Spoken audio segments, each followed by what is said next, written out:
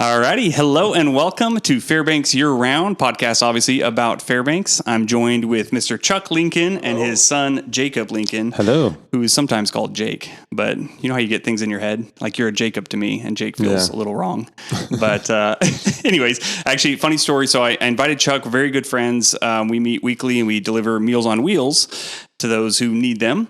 And I was like, I want my first guest to be an easy, like, if I do something stupid, I'm not going to feel so bad. He's like, oh, by the way, my son's in town who does a bunch of creative endeavors, social media, recording things, videography, photography, music, and different things. And we know each other. Obviously, we've met a handful of times, but I don't want to say we're not friends because that sounds kind of mean, but we don't really hang out that often. Yeah.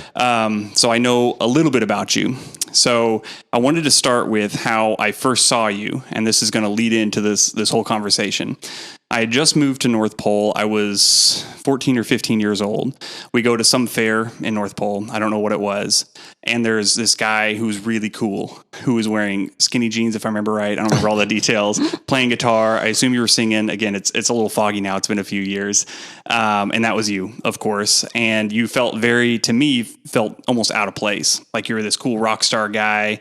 I don't believe we spoke or anything at that time, but I was like, oh, and then I knew Alana, your sister, and she's like, oh yeah, that's my brother. I was like, oh my gosh, that's so cool. But anyways, all of that to say that from the outside, me seeing your life, knowing Chuck and kind of just hearing about you and whatnot, it seems like you have had some kind of creative pursuit that has been throughout your life. You've made money through it and you've kind of made your living through these creative means. And I think a lot of people want that for their life. They have this, I hate to just call it a hobby, but they have this passion or whatever it may be. Mm-hmm. And it's hard to do because most people don't. Would you agree? Yeah, I would say the starving artist mentality is definitely a thing. And I've definitely been there as well, but thankfully somehow I've figured it out enough to still be creative and make a living and be able to put food on the table. So what was the first, so you were born in Fairbanks, right? Mm-hmm. Or am I wrong on that? Okay, yeah. Fairbanks Memorial Hospital. Yeah, 1984. So what was your first, creative outlet? Was it music?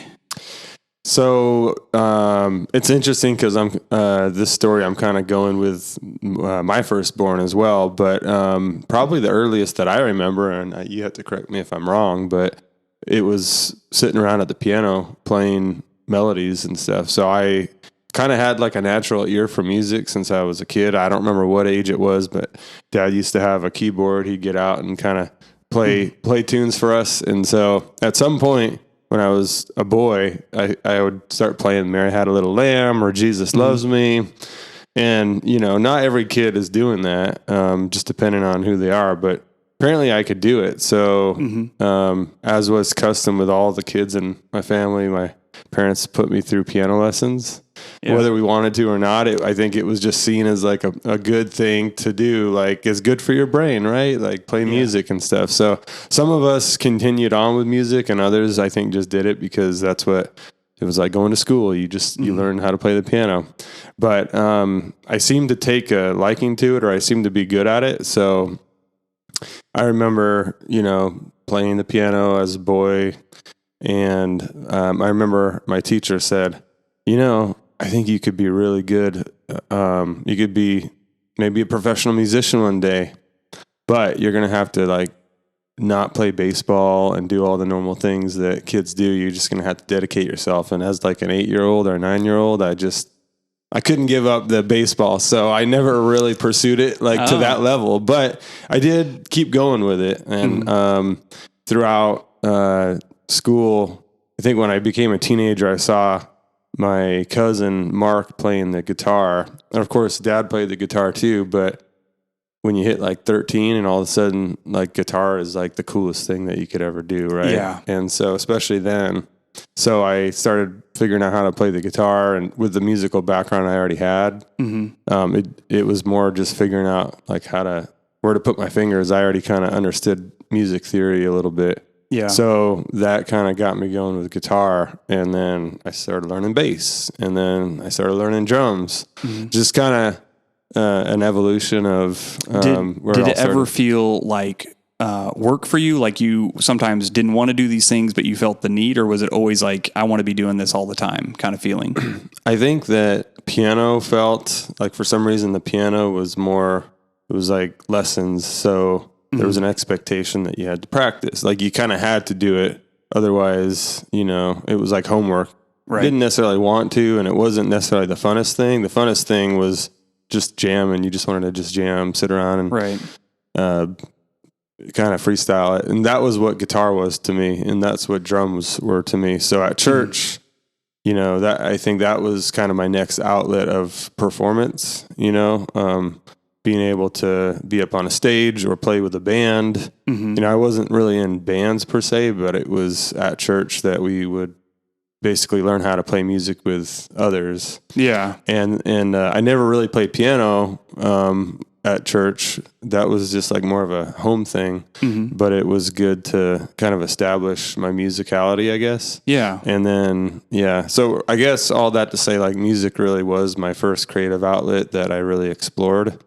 And I kind of, like, guitar was the thing I felt at the time anyway. The guitar was kind of my, that was my instrument that I loved the most. Okay. Acoustic guitar, electric guitar. Yeah. And that would kind of pave the way for, becoming a young man and pursuing other things as well. So as a father, and I've talked to Chuck about this as well. So I'm not asking you to judge Chuck, your dad, but on the piano, the forced piano lessons. Yeah. Do you feel like you would do that with your kids? I mean, you have kids, or is it?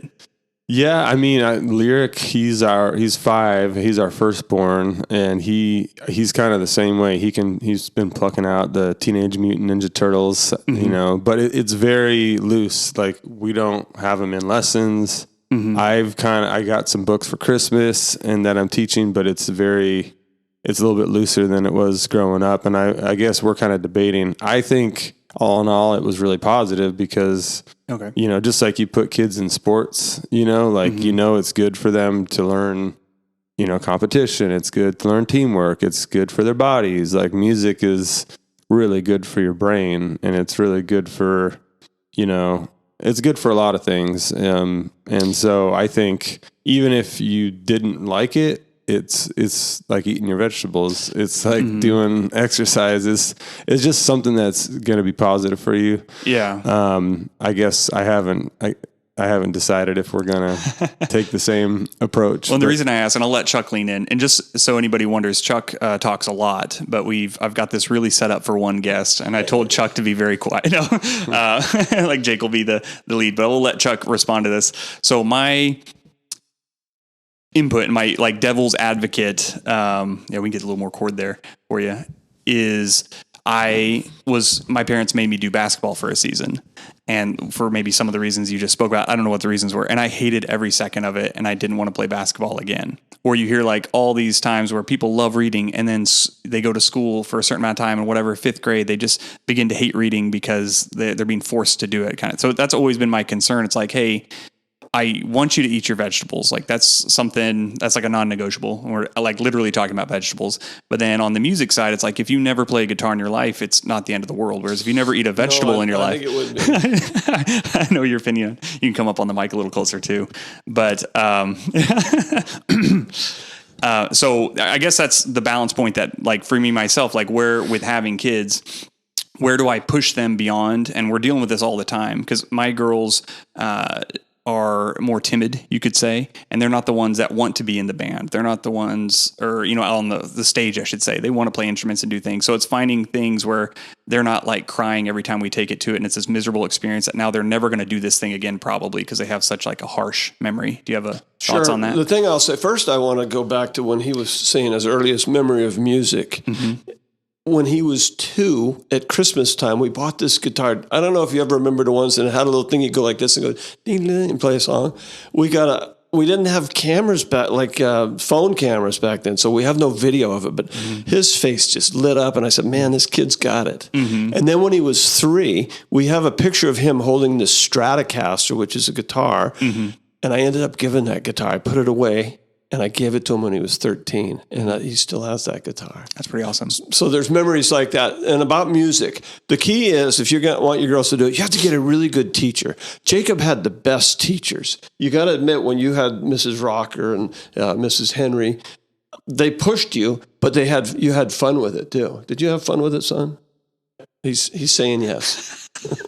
He's being forced. What was the other question? So I would say I would recommend it, but just make sure that you're not forcing them to do something that's like really bad. Well, we'll just take it even outside of music. When do you make the decision that you should push your kids, and when do you make the decision that pushing them is going to push them away? Like that's kind of that balance point that I can't. Well, you have to decide know what your core values are. And I always knew music. See, I played guitar my whole life. I've been playing pretty much my whole life. But I never learned to read music. And I thought to myself, who reads music? And I thought piano players do. And that was when Dawn and I made the decision that each kid was going to have to play piano for 2 years. And then they could play whatever they wanted. And Jacob ended up playing everything. But you have 5 kids. 5 kids. And you did that with all 5 kids. All 5 kids took 2 years. And how many of them now are 1. still doing music stuff? 1, but they don't. I don't think if you ask, Alana, my daughter, Alana, she sings at church. Yeah. I don't think if you asked them, they would think it was a bad thing because we always tried to have teachers that were really good and fun. We'll have to ask them.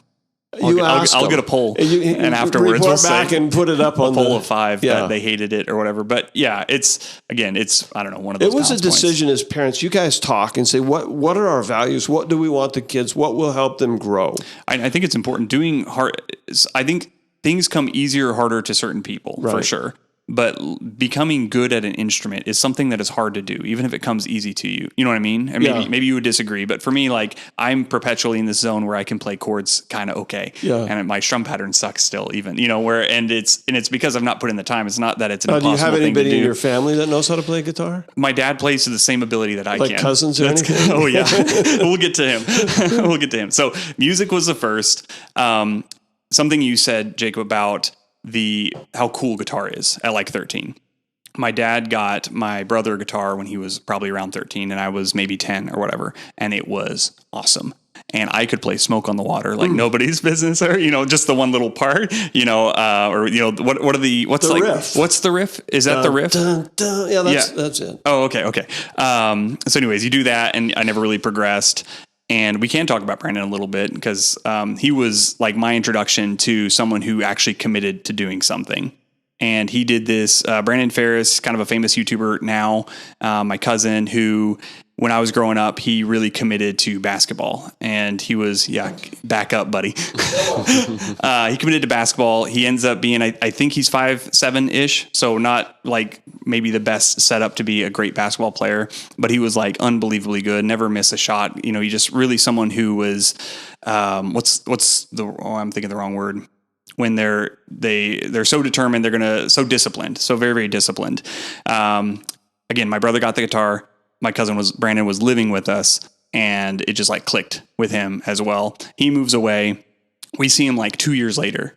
And in my mind, he had become the coolest guy ever because he was playing Black Betty, and that's like such a fun, Black Betty. And he was playing that, and I'm like, man, you're actually good. We're all still doing the same thing we were doing like 2 years ago. Yeah, exactly. Nothing has changed. So there's definitely some magic to when you crest that point. Again, have the discipline or the gift maybe to begin with, where you're doing better, where it becomes more and more exciting and you want to keep kind of pushing further into it. So for you at that juncture, when you're playing guitar, were you thinking, and I know you said your teachers were talking about it as well, were you thinking, this is what I'm going to do the rest of my life? I'm going to be a guitar player, I'm going to be in a band. Like, what was your thoughts at that time? I think so. So to kind of continue on, I was like junior high playing at church a lot. And then, I would say if you asked me what I wanted to do, I remember going to a conference with my school, and they gave us a piece of paper, and it was about visions and a dream for your life. And it said, what do you see yourself doing in 10 years? Or, what do you want to do with your life? And I thought about it, and I remember writing, I want to be a record producer, which was funny because it wasn't exactly like, I want to play guitar in a band or tour, but it was, I want to be a record producer. So after I got out of high school, I ended up staying in Fairbanks. I got the UA Scholars because I went to a small Christian school and I was a valedictorian. My wife likes There's like 3 kids. Well, my in your wife grade. likes to brag on me and tell people like, yeah, my husband's a valedictorian, but usually we don't tell them that there was only 4 of us. Oh, it really was 4. There was only 4 of us. That was off by but I was really grateful for it because, like I basically got a full ride scholarship to the university. That's awesome. And so when I thought about what I wanted to pursue, I pursued the music program. Did you get pushback from, I think I know the answer, but did you get pushback at all from what a lot of people would see as a degree that's not really a money maker? Maybe at that time, especially. Did you get pushback from your parents at all on that? I don't remember you guys pushing me back. I think I think if I look at it analytically now, I kind of wish that maybe I would have pursued something else. When you look back at your life and you think about, man, what would have made me the most money? And I think it was like a passion. It was just, like if I want to study something intensely for 4 years, I want to study something that I'm passionate about. And especially at that time in life, I was passionate about it. But I would you wasn't change really that? thinking, what can I, should I be into petroleum engineering or something like that, or business school? Well, I wasn't really good at those things. So if I did pursue them, I'd probably end up hating it. And not excelling in the field anyways. Yeah. So I did music, and I don't have regrets looking back at it. Okay. It's more just like a hindsight. And you're about 10 years older than me, or almost. And when I was like getting ready to go into college, and I don't know if this is still the case, but it was very much more pushing towards follow your passion, which I have some arguments about that as well. But it was moving a lot more away from just like pick the thing that you're going to make the most money with. Yeah. And so that's probably, again, you weren't even like considering, hey, this is the most money I want to make. This is, for you, it was more like, this is the thing I'm most interested in today.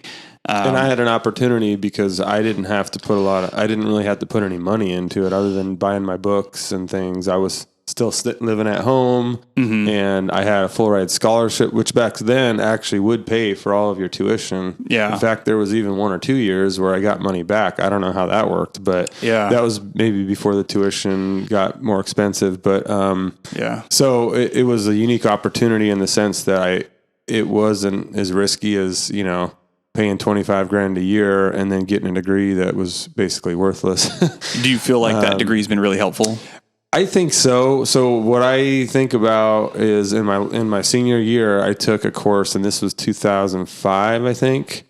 Technology has changed so much, but I took a class, and it was Introduction to Music Technology. It was as music majors, I think everybody had to take it, but that's when I kind of realized that whole me writing on the piece of paper like a dream or a vision of becoming a record producer. That was like the first time, the whole time I was in music school, that I actually felt like I got to do that, because we were on computers. We were using Apple Logic Pro, basically a professional recording software. And we were doing real basic stuff, just like, here's how you set it up. Here's how you record a track. But that was like, this was finally I'm doing something in school, not just playing classical guitar, because that's what you do when you're in music school. You study classical music, and then you study jazz, and neither of those were necessarily what I loved, but this concept of being able to like record yourself. So I did really good in those classes. Like those classes were a breeze, because that's when I realized like I get to use computers and technology, and I get to make music. Yeah. And so that I would say where that kind of took me next was kind of maybe almost like why I went to music school, because I ended up, buying Logic Pro. And when I got out of college, What's Logic Pro?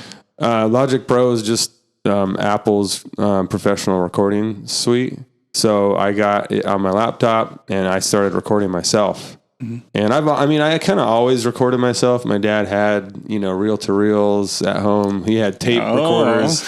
So I always would goof around with them. Even some of these kind of in the box, like mixer, they're not real popular anymore, but you could buy like an 8-track recorder, and it was digital, and it would look like a mixing board, and it would basically be a little computer. You could record yourself. I always dabbled in that and recorded stuff and made stuff up and recorded friends, nothing too fancy, but in the computer, all of a sudden you could record unlimited tracks, and you could mix them after the fact with plugins, and it was this whole new world. And I just started experimenting on myself, recording music, which eventually led to charging people. And so after I got married and we were staying in a little apartment in North Pole, I opened a recording studio just out of my apartment. So up to this point, it's been, passion, something you like, you have fun doing it, but now we're kind of having to flip the switch into like, hey, I actually have to make some money as well, which I'm sure you'd been thinking about. But this is like, what was it like having your first like paying customer? Were you concerned about it? Did you feel like, hey, this is a breeze? Like what did that feel like the very first time? I'm trying to remember who was the very first one. There were couple guys that were high schoolers. Their name were Ben and Carlton. They were actually a comedic act. They were a comedic act, and but they did kind of a musical thing. And I think they were both from North Pole High School, so they came by. I kind of knew his parents, and it was fun. I remember because one, they're comedians, so the whole time we're just joking. I'm trying to record them, but we're laughing before takes and stuff. One guy's beatboxing, the other one's playing an acoustic and singing. So that was an early project that we put out. We even did I think it was the college coffee house. We did a little CD release party or something. Oh yeah. And so again, I think I was charging $25 an hour or something like that. And but it was a good feeling. It wasn't like I wasn't working at McDonald's, know. I was making okay money. At least I thought I was. I was just making money, period, doing music, which is more than most musicians get to. Right. And that was a kind of an addicting feeling. Like here I get to sit and like produce music, and I would end up playing a lot of parts, especially for just like a solo artist. Because, as a producer, you're not just recording other people, like you're kind of like arranging the music in a lot of cases. So I would take a lot of my own musicality and put it in there. I'll have a lot of questions. Well, let me back up. I'll try to do it chronologically. So it's funny you bring up Ben and Carlton, because that reminds me so much of the YouTube of that time. Was a lot of like skit comedy. We just came across, do you remember a guy named Julian Smith? You ever watch him? Yeah, I just came across him again. I watched we our daughter loves to read, so I made me think of that, and we watched that together, and it's just like awesome content 12 years from now still. But it was I feel like a very different YouTube, like very much skits. There's a lot of music covers were going on and very homegrown. Yeah, it was awesome. Not high production value at all, but like just genuine. I'm not trying to judge like the YouTube of today, but it feels like there's just a lot of like, we have to one up, and everything we do is going to be crazier and crazier. And I like Mr. Beast, who's like the biggest guy, but it's kind of that same concept where he's just like spending more and more money, making things more and more like fantastical, which is okay. And that's its own thing. But again, there was something really cool about people that had like nothing. We didn't spend any money to make YouTube videos, and I'm sure we'll get to YouTube here shortly and the video side of things. But back then it was just one step up from like home video recording.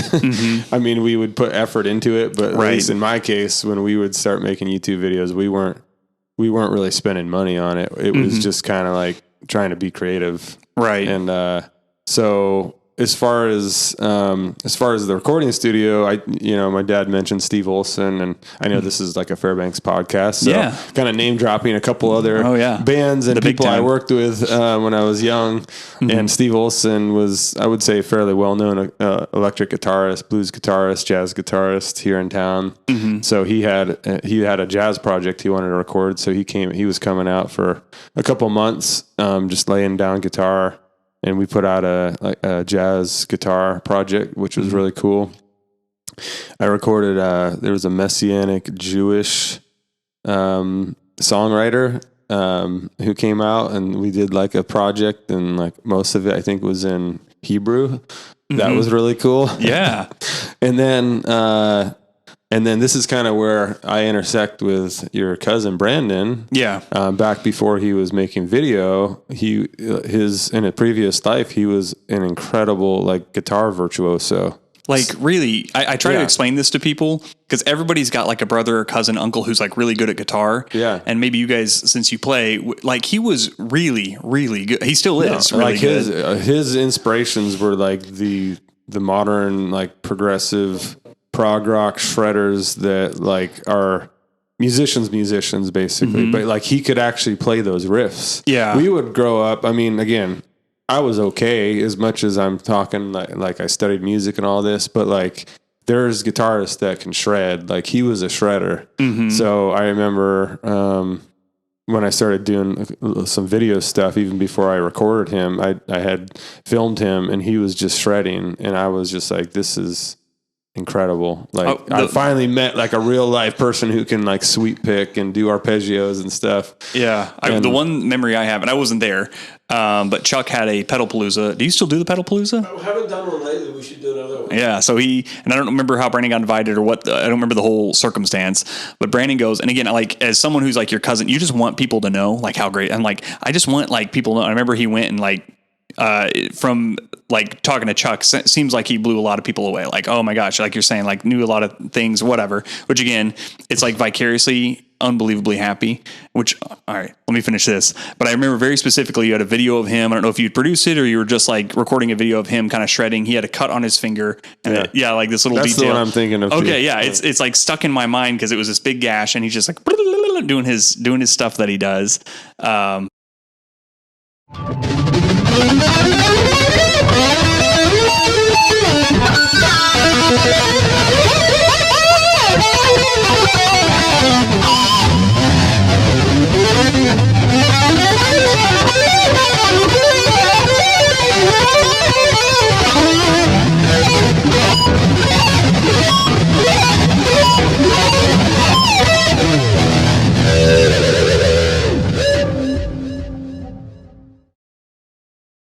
But anyways, really cool. And that's, I don't know if that's like the first time. No, I remember seeing you before that. But again, our worlds kind of like cross a lot, but we don't really do anything beyond that. As sad as that is.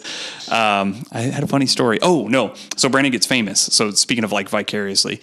So he does comedy, YouTube, and again, very obsessive. He comes and visits us, and he had just got famous like a few months ago. Things kind of blew up for him. Great. We go to like a Buffalo Wild Wings or something, and the waitress recognizes him. And I was like at least 10 times as excited as Brandon was for it. I remember I slapped her shoulder. I was so, like, she's like, "You're Brandon." I was like, boom. Yeah, he is. And she's like, I know. I was like, yeah. I'm like all amped up for him. So anyways, it's kind of funny, but that was not the point of where you're going. Where I was going with it. So he was in a band called Live as Lions, and they were a metalcore band, so which was cool. So like I studied classical and jazz, but like I love guitar music, and of course this is like the mid to late 2000s, and metalcore, like metal, hardcore, metalcore, like whatever you want to call it, was fairly popular at the time, the genre. And here was like a Christian metalcore band. He had made some other friends, and he had this outlet of playing. So I met the singer, John, and brought him into the studio. I had recorded like a Carol of the Bells, like kind of like a hard rock Carol of the Bells. And I think they had heard that and thought, man, like we want you to produce like this metal album. So this was like, I got to record a metal project, which was really cool and kind of opened up some other doors. And so Brandon played in that band and recorded, and like, for what it's worth now, looking back, like it was a lot of fun. Yeah. And like, again, here I was like making some money doing it, like making music that I thought mattered. I thought their mission was really cool, and they're a really talented band, At the time, was it fun? Was it stressful? Was it kind of a mix? Like what? It was a lot of fun. Okay. I mean, it was like, I felt like I was tapping into something, bigger. Like, hey, like I could keep doing this, keep going with this. And I ended up, I'll get to this in a minute, but we kind of ended up moving more into the video world. But no, like that's some of the projects that I'm most proud of. So there was Live as Lions. There was another band called 9 Day Fall that I met that kind of played shows at Joel's place here in town, and they played the fair.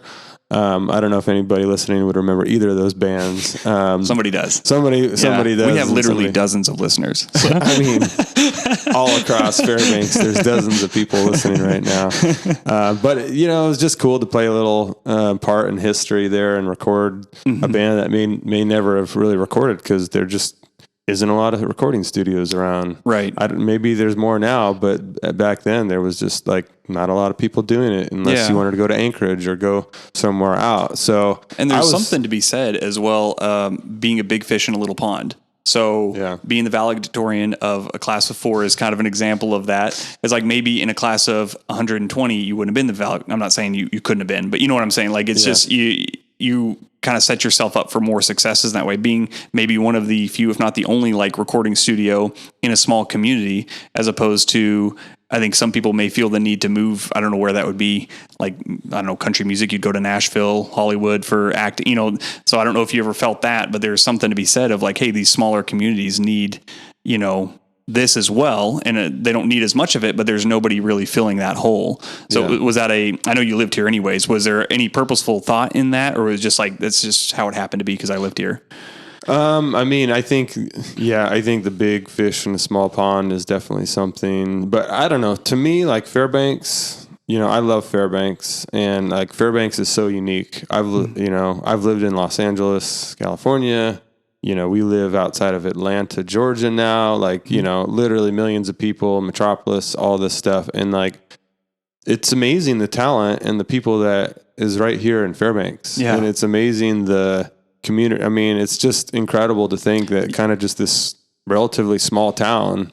I mean, I brag on Fairbanks every week at where I work now. And I probably, people get tired of hearing a bit about it, but it's like I'm always referencing experiences and formative things that have kind of shaped me and led to further successes. But it was like, I learned it here in Fairbanks. Well, and this is not the only time I've heard this. I used to be really into road cycling and would totally separate from music.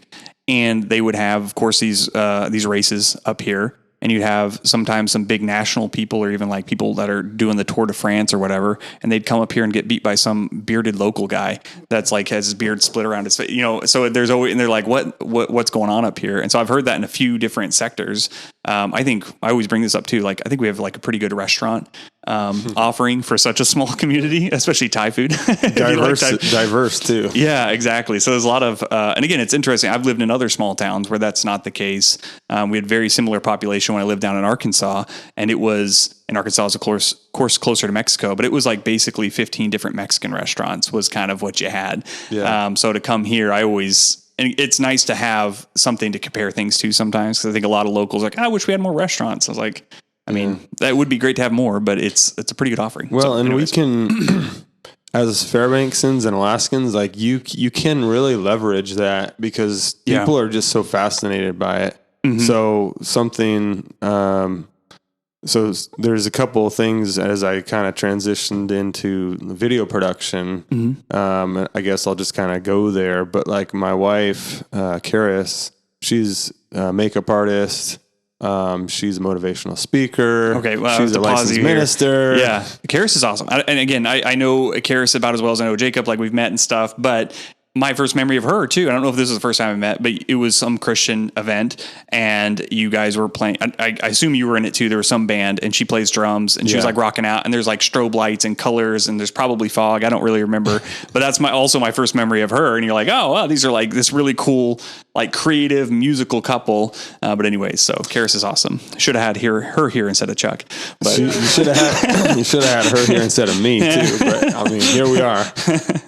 So she really wanted to make YouTube videos. And of course, I think, looking back, YouTube started in 2006 and then we got married in 2009. I think it was around 2010 that she showed an interest in wanting to make YouTube videos. You said YouTube started in 2006? I believe that if you look back at the history of YouTube, it's really not been around that long. That's true. So 2006 is when it started. So she wanted to make YouTube videos, partly because in our travels in like rural Alaska, she would, she'd go to like Minto and Yukon River villages and minister. But her way of ministry was just very hands-on, like loving girls especially. And so she would throw glam parties for the girls. she'd do their makeup and just basically spend that quality time and be able to just, pray for them or just show them love, just make them feel special. And the girls would tell her like, I wish that you could make YouTube videos so that we could keep watching your makeup tips and just like see your personality come through. And she started telling me that like she wanted to do that. So I didn't know much about cameras. I called my friend Tyler Williams here, who I believe he's with Mammoth Marketing now. Yeah. And he was like the only guy I knew that knew about cameras. So I started getting pointers. I mean, again, I didn't know anything about cameras. It was like a whole new world, but he kind of like got me going on something. And I ended up buying, investing some money into a camera, which I didn't know how to use. I remember getting it thinking that like, oh yeah, like this is going to make everything look great. And I took photos at Christmas and they were all blurry. And it was like, I don't know anything. And I started on the journey of like, I got to figure this thing out if I'm going to start making YouTube videos. But, we figured it out and made our first YouTube tutorial. Basically, like, I think it was a Christmas makeup look. Yeah. And we put it out there on YouTube. But what was cool was like, okay, this isn't music, but like it's a creative outlet. It's like, because you got to film it, you got to edit it, you got to record a voiceover. And it was like a process, like building a song. But now we're building a video. Yeah. And it's like, I think that I found like I enjoy that building. I mean, some people build houses. I guess I build videos. Right. But there was a lot of crossover. You feel like it's like, but they're like, it's the production aspect that I still do to this day. And so I did that, and we started her YouTube channel, Charisma Star, and we were doing that. We also I recorded a music video, and this was kind of my first taste of like going viral. Before TikTok and all these other apps are out there and everybody kind of can go viral now. But we had recorded the song Hallelujah by Leonard Cohen with my sister, Alana, who's an incredible vocalist. She had two friends, Morgan and Jody, here locally that she grew up with. And they just like were angels. They could harmonize any song that you could ever think of. So they would just sing these incredible 3-part harmonies. And we thought, well, let's do that song Hallelujah, and we'll kind of record a little music video to it. So we ran around a little park there in North Pole across from Badger Gas, and just I got to combine like the music recording, which I did for them, and then I filmed it. And then we put it up on YouTube, and it, like, for us, like, it started getting all kinds of comments and all kinds of views. And I think it really like hit a fever pitch when somebody ripped it off YouTube and then re-uploaded it with like a better thumbnail and a better title or something. Oh, that was happening already. That one had like, it started getting like hundreds of thousands of views, and we had the song on iTunes, and I started seeing like sales coming in on the song, and it was like, whoa, like this is a thing. Like you can produce all this and you can put it out there, and like people will buy it or people will listen to it. People, you get outside of just your local market, and now you're like, it's a global audience essentially. Right. It was like, and I mean, that's where we're at now. Like everybody understands that now, but it was like our first taste. So that happened. Well, I think a lot of people can think to themselves, because we're kind of like, not that we're building a roadmap for anybody to do what you're doing, because it's one of those things. It's just like, here's one way that somebody has made it in this field. But I think a lot of people can think, oh, their YouTube was just starting. It's new. Not everybody and their brother was trying to be an influencer. That word didn't even exist. Yeah, we didn't use that word. Yeah. You were a YouTuber probably. I don't know. YouTuber. You were a YouTuber. But also on the hard side is there weren't like you're talking about a camera that you were taking blurry pictures with. We're recording right now with a GoPro, because I know absolutely nothing. And it's like the best I can do with, like, I don't have to adjust settings and things, and it'll be pretty good. It's not going to be as good as some. So, but there wasn't like these options. Like you buy a GoPro, they have like a package for influencer kit or whatever. You know what I'm saying? It's like none of that existed. You weren't probably watching YouTubes on how to do, maybe you were, maybe they were around on how to do a lot of the stuff. Maybe you were having to figure it out on your own. So it's a much different playing field. Whereas like right here before we started recording, I was like, I don't know how to record multiple tracks at once because I'm kind of like in the beginning stage of all this. So I'm like YouTubing furiously before Chuck gets here. Like, how am I going to record this? So you can find everything on YouTube. Yeah, in about 2 seconds. And again, it definitely started that way too. There was a lot of instructionals on YouTube, and that's one of the great things about it. But yeah, you were more in the Wild West of you didn't have as much support, and we didn't. I mean, we weren't like business people either, but like we were both creative. So So while I was doing some of that, I kind of tasted that, with the Hallelujah song that like, okay, this could become a thing. Karis was making YouTube videos. We were making YouTube videos. We did like Wonder Woman, how to look like Wonder Woman, how to. Oh, I forgot about all these. Yeah, like there was some really old, like we did like a pirate makeup there. Like you did mostly not mostly. Yeah, I should say. It was movies. It was Disney princesses. Like kind of like seeing what was working, and that was already looks that she enjoyed creating as a person and theatrical. Kind of into theatrics and a movie lover. And did you ever want to be like the star? I mean, not me. Yeah. Were you ever like, oh, I wish I was the face of this? No. Okay. I didn't think so. I'd rather be the guy behind the mixing board or the camera. And that's kind of how I've mainly been. Not that I haven't been on the other side of the camera, but typically I stayed behind. And I'm trying to remember what the first video that we had that kind of went viral. What did it feel like before that? Whatever the video was, I feel like we were on to something. Like especially with Karis's stuff, I was like, and then after Hallelujah kind of went viral, I was like I think we could actually do this. You got enough taste to know that it was possible. Like it wasn't something. So I had spent a lot of time, and the way I learned camera really actually was on YouTube and blogs. There was some. It wasn't really tutorials, YouTube tutorials on how to film. It wasn't quite like that. It was like camera reviews and equipment reviews. So I spent a lot of time just learning, like reading blogs from like filmmakers, because I wanted to have like a more cinematic approach the way I filmed. And we ended up getting the Canon 5D Mark II, which was like the first DSLR camera that you could film. Oh, your feed just turned off. Is that supposed to do that? I don't think so. Pause. All right, we are back. Yeah, I had a little camera overheat. We'll see if that's going to keep going. Are we doing good? We recording still? All right, sweet. That's our wonderful producer, Shelby. Thank you very much. So I forgot where we ended off. Karis Master. Yeah, so Charisma Star. Yeah. We got this Canon 5D Mark II, which is actually, there's a story behind that, and I'll just share it briefly.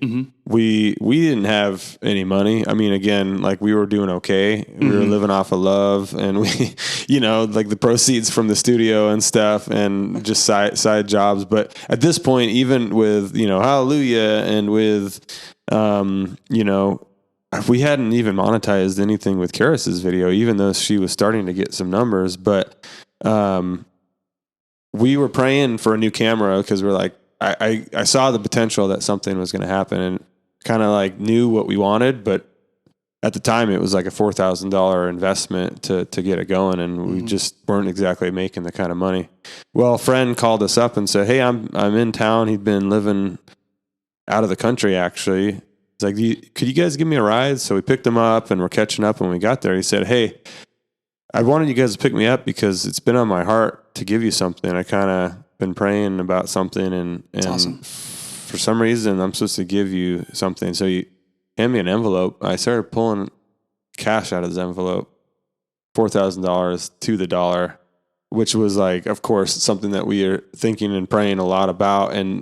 But it was like there's so much money at the time that there was just no way that it was going to happen except for, something literally like this, like just dropping into our lap. So when I pulled it out, and he didn't know all this, like he's kind of been living in another country. He wasn't really tracking with us. So it was definitely kind of a divine providence, I guess you could say, that here we were sitting in his car with $4,000 on my lap, and we were crying and freaking out. That's awesome. I went out the next day and just bought the whole package. As an investment that like, we're going to just keep going with this. And we just kind of never stopped after that. Well, that's another thing to bring up too, of that time frame. Again, like now there have been products that are made more for YouTubing, and things are I think they're a lot cheaper as technology Oh, does. yeah. So I have a camera I bought for $290. That does pretty good. Again, not as good as what you were doing. I'm not saying that, but you probably you weren't going to get the high quality. And something I always notice back then watching is like, this is like movie quality to me is what it felt like. I'm sure if we went back and watched, I may have a different opinion, but at the time I was like, this guy's on YouTube. Like he's just doing this. And again, if you see somebody you don't know doing it, it's like, that's cool. But then to see someone like in our community that I'm like, I actually know that guy and girl, and they're making like super cool, high quality things. It makes it a lot more like feasible, realistic, I guess. And that's not really a dream of mine to do. But again, it still kind of was more surprising knowing that you're not having $100,000 of equipment or something behind you to do that. So there was this makeup brand called NYX Cosmetics, and they had this idea that they were going to do this online makeup competition.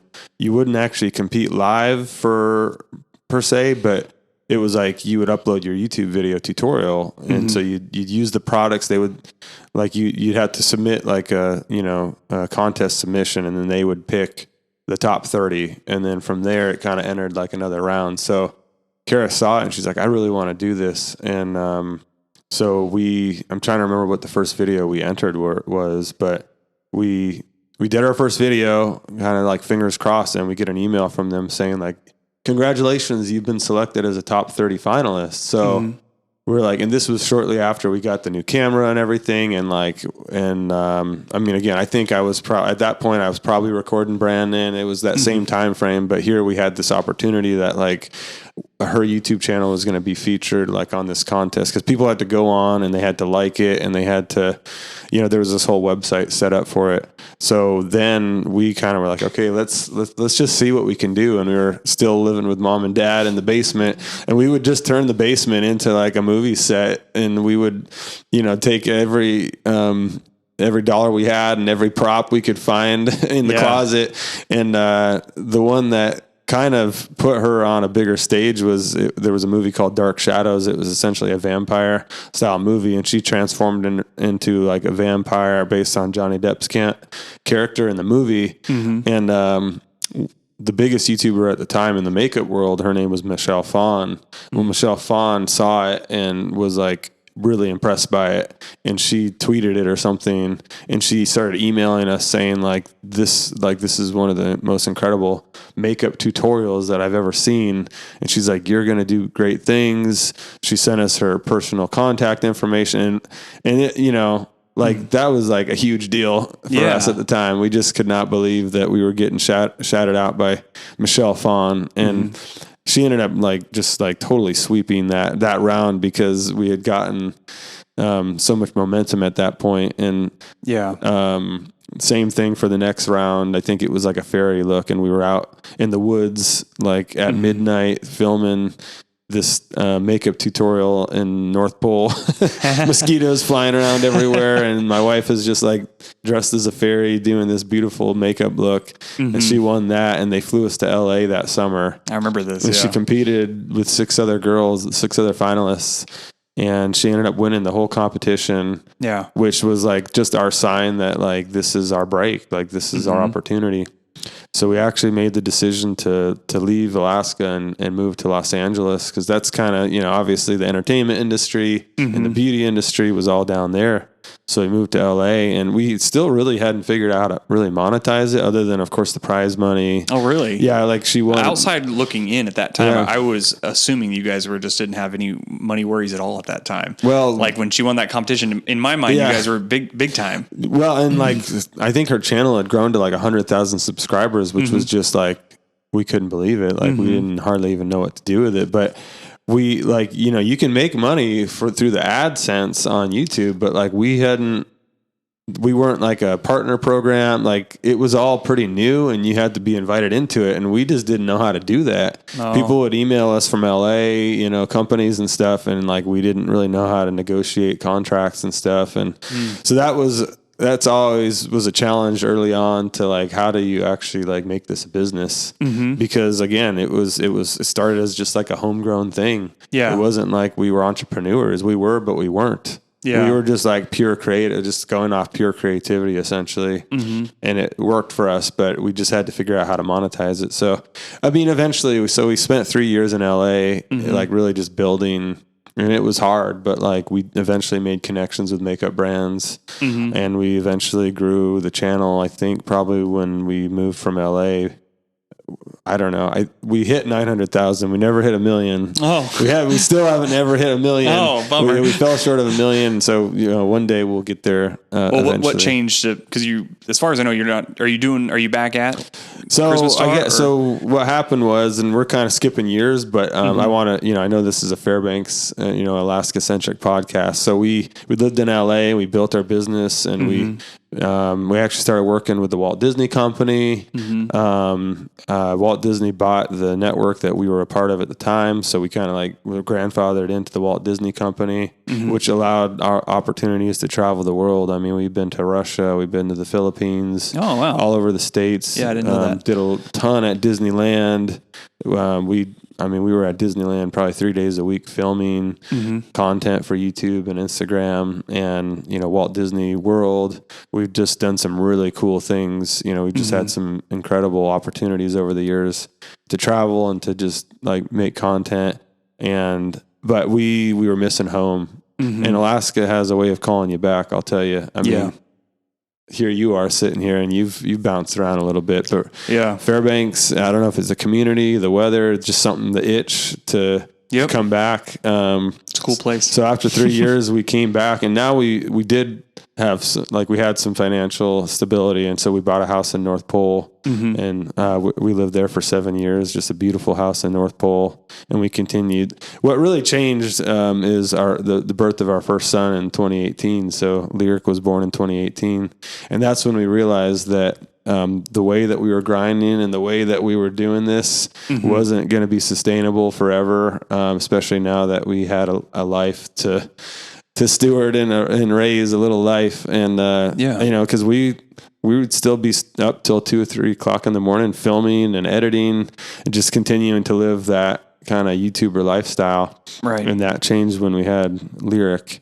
But I mean, good. It was probably time to transition. So I've always continued to do that, even without being full-time on YouTube.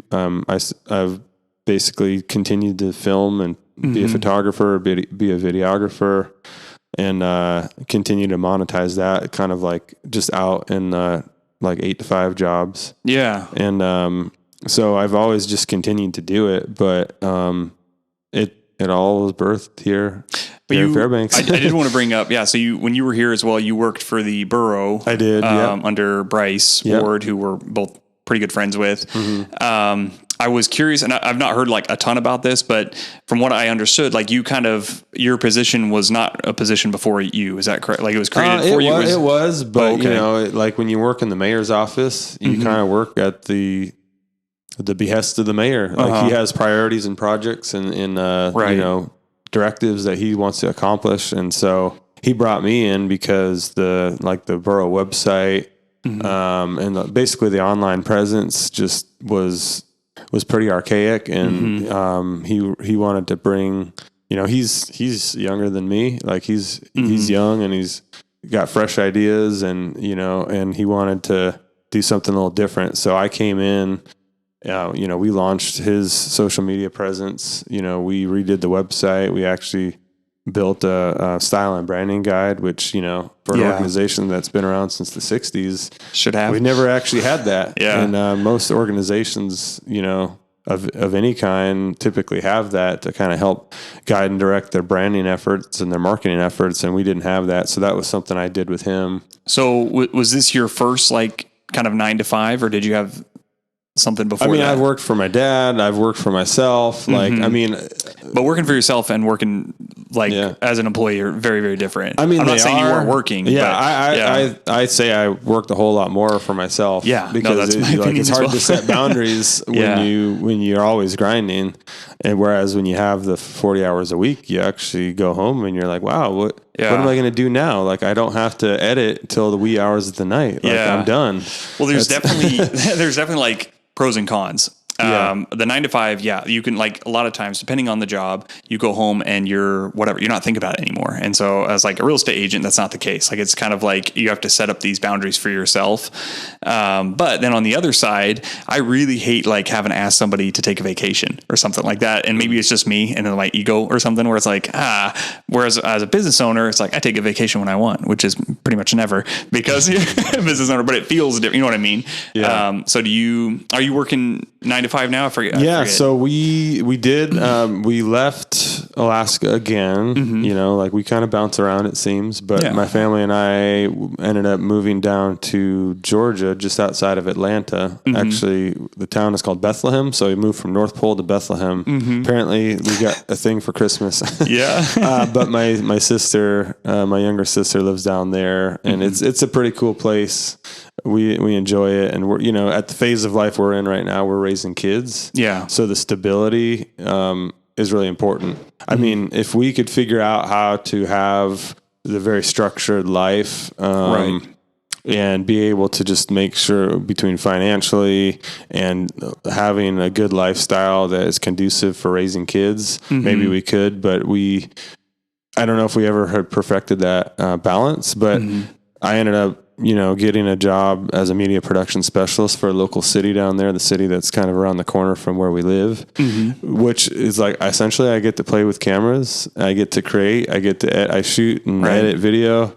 You know, I'm running around with, elected officials. I'm running around with department heads of, police and fire. I get to do some pretty cool stuff. And I'm like, it's more the camera. I'm not doing the music stuff anymore, but you know, I used the musicality and the production, and I moved to video production, and that's done well for me doing that. So so I guess we're living 8 to 5 while still doing some of the, you know, Charisma Star stuff on the side. Okay. But we're not, she does it cause she loves to do it. Yeah. We're not doing it cause like we have to do it to make money. And there was definitely a switch at some point that had happened where we realized like we're doing all of this creative stuff. Yeah. But when we started out, we were doing it because we just enjoyed doing it. We enjoyed to create. We hadn't made any money, so that wasn't the incentive. And then,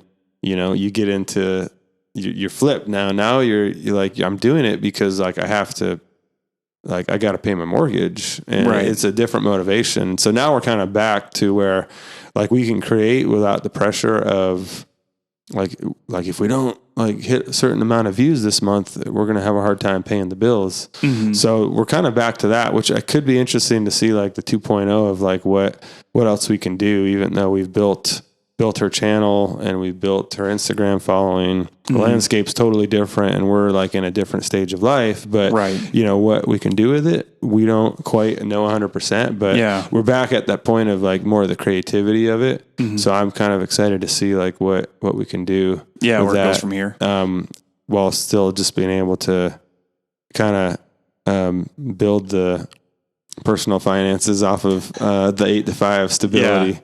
And so we happen to be back this week visiting. It feels really incredible to be in Fairbanks, driving around, like so many core memories are here. And it actually feels like we never moved. That's what's crazy is like, I was wondering if I would feel like a little strange. This is strange. Like, wow, like this street and this place feels so foreign. It's like, no, like, I'm like, when did we move? It was like 2 years ago. Oh, really? Has it been that long? But like, oh, geez. Not a lot has changed, and that's why Fairbanks is so cool. It's just so cool that you can come home basically and not miss a beat. At least that's how we felt. And for sure, not another place that I've been that just welcomes you back with open arms. Absolutely. So I would, and success is kind of a weird thing I've been thinking more about, but I would consider the fact that you're making a living off of this at bare minimum, a pretty successful thing for a lot of people. Again, we talked about at the beginning, how there's like this starving artist mindset or whatever it may be. So if you were going to give some advice to someone who was, young Jacob at 18 or whatever, maybe coming out of college and that wanted to pursue what you've done, what advice would you give? Or like tips? I guess like whatever you pursue, just pursue it with your whole heart. And I mean, I have a friend that he has an approach of, he calls it dating your passions. Mm-hmm. He had numerous passions in his life, and he ended up, becoming like a world-class artist. But one of his other big dreams was he wanted to be a DJ. So he kind of dated that passion by getting a gig and doing it. And then he realized like, this was fun, but I can't do this every day of my life. That's a really cool concept. Yeah. And so, I mean, I didn't necessarily get to do that. Maybe I did and I didn't realize it. Mm-hmm. I actually think that's probably a safer way, especially with the creative world, is that, especially when you're young, is like, if you have numerous passions, you don't know which way to go, kind of date your passions and see it, like kind of get your feet wet and see if it's something, because you can always pivot. And, life has kind of happened the way it's happened for me, and we've pursued what we were going to pursue. I think I think going into it, like when you find that and you kind of hit that goal, just like pursue it with all your heart. So you just become an expert. And that's, that like when I think about the YouTube stuff is like, I put my head down and I learned everything I could about the camera stuff early on. And I thought that really helped me. Do you feel like, looking back, and this is going to be perception, do you feel like you kind of drove towards this thing, and life happens, like you're saying, like this is the way your life has unfolded? And I hate to use the word lucky to like take away from your skill or anything like that, but or blessed or whatever word you want to use, do you feel like kind of things just kept falling this way for you and it's the path that you followed? Or did you like look back and say, I did these things and I had a very clear mindset of where I wanted to go, and I was able to obtain that? You know what I mean? Were you like coming from like, I had a roadmap and I got there, or was like, one thing led to the next? It was very much the latter. It was very much like one thing led to the next. And I don't necessarily think that's always the right way. I think for us, it feels like it was destined. Yeah. Sometimes, I mean, when I think about the way certain things have happened, I've kind of looked at it, and whether you kind of believe that way or not, that's how both Karis and I have kind of chosen to approach life. Yeah. But then there's other times where like, you're supposed to do something and it's not quite clicking, and you just have to keep on, the steady plotting. You just got to keep steady plotting until it becomes a success, or, you got to keep doing it. And so I think for the majority of my life, I probably have lived a bit more on the, like, it's destiny, and you just, yeah. And I mean, it has worked well for us when these huge doors have opened, and we couldn't have planned it. So that's how I have to just kind of look back at it now. Now I feel like I'm a bit more intentional, where I'm kind of like playing a little bit more of like a chess game or something like that. Right. But I don't know. Maybe it's just something about being young. If you're a young person out there, you're just in that stage of like, the world is yours. And I mean, I would say take advantage of that, because you're not always going to be young. And especially if you do anything on social media, it's hard now because you kind of have tasted it, but you realize that the social media apps are designed for young people more so in a way. Like, I mean, you just see the TikTok videos, and if you're kind of that young demographic, like you're kind of cool, right? Right. So now like you fight to be cool and stay relevant now, that even if you've had success in the past, like you're not the fresh, like somebody else is always newer and younger and more talented. Yeah. There's something about being like in with it. And I'm not old, but I'm 30, and that there's things that our kids are doing that I'm like, these kids, and it's like, like they're doing weird stuff. But it's like, hey, that's exactly what the generation ahead of me said about me, so it just kind of happens that way. But also when you're a kid, well, not everybody, myself included, I kind of feel the same way as you, way less fear. Like I was lean. We had no bills. We had there was no kids, like you have. The stakes were so low. Yeah. You had so little to lose and so much to gain. Yeah. And, so as the older you get, again, you can go too far that way. You can risk nothing. And it's like, I have too much to lose here that I'm not willing to risk anything. But yeah, you do have this kind of a great thing when you're 18 or 20 or whatever it is, where it's like, if everything goes to zero, you're basically at zero anyway. Most kids at that age, like I had $5,000 in the bank account. I lost everything. It's like, well, okay, that's not that big a deal, and we're not just talking finances, of course. But yeah, being able to, just kind of go for it. If you're feeling fearful, especially if you're young, like push through every now and again. So anything else you want to add? No, I just want to say it feels good to be back. Thanks for having me on. Yeah. And if you're out there and you're in the creative world, and especially if you're young, but even if you're not, leverage the fact that you live in one of the most incredible places in the world. Mm-hmm. And I mean, from the reality shows that you see that are out there that still do well to this day, there's just something that people, especially from outside of the area, they're fascinated by it. Mm-hmm. So don't ever be ashamed to brag on Fairbanks and Alaska. Yeah. It's done well for us. And I mean, once an Alaskan, always an Alaskan. So for sure, even though we're living in Georgia right now, we're always Fairbanks. If you don't live in Alaska, any new person you meet, it's one of the first things that you'll tell them is that you're from Alaska. Yeah. Everybody is either gone on a cruise or their grandma's gone on a cruise or their favorite show is Ice Road Truckers. Oh, I've always wanted to go there. You hear that so much. Oh, I've always wanted to. You're like a rock star immediately. Yeah. And people are just like, man, you're crazy to live in that cold. And you're like, I am crazy. Yeah. Well, Chuck, do you have anything to finish off with? Sure, pass it over. Yeah. Part two. This is unbelievable amount of willpower from Chuck. Sitting over there. Oh, it was just really nice to relive it all. Mm-hmm. And I was fact checking as we went. It was all 100%. All 100%. Thanks so much for having me on. Thanks, guys. It was a ton of fun. I'll see you. All right, see you.